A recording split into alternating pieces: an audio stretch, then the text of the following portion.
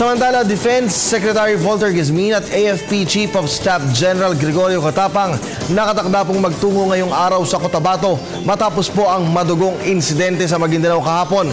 Alamin natin ang detalye ng ulat. Wala naman sa aming kasamang si Waywaya Macalma.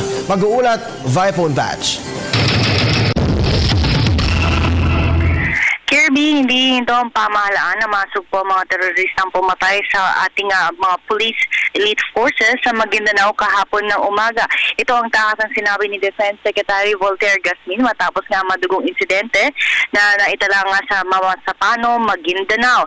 Upang ayon pa kay Guzmin, nais nilang gawin ito upang maiwasan ang posibilidad nga na spillover sa kalapit na probinsya nang sa gayon ay maiwasan pang madamay na mga sibilyan. Kaya naman sisikapin ngayon ng otoridad na mahuli ang mga nasa likod ng pagpatay ng mga pulisya sa pulisya. Hinala pa ng mga otoridad ay may mga miyembro mula sa BIFF o Bangsamoro Islamic Freedom Fighter ang kasamang umatake sa pulisya.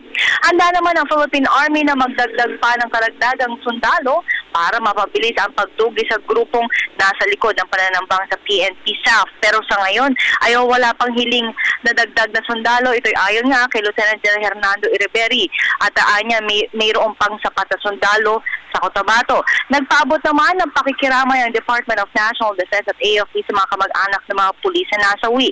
At sa kabila niyan, pinaninindigan ni Guzmin na hindi daw makaapekto ang insidente sa isinusulong ng gobyerno na peace process. At matapos nga ang flag raising dito sa Campo Aguinaldo ay sinabi ni Secretary Guzmin sa amin na magtutungo siya ngayong araw sa Cotabato.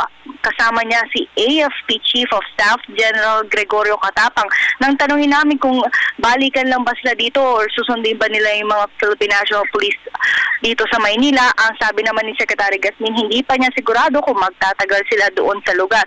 Pero ayon nga sa ating source, meron na pong mga na-recover na PNP staff na nasawi nga sa insidente kahapon ay unti-unti dinadala ng mga bangkay sa kampo ng militar sa lugar.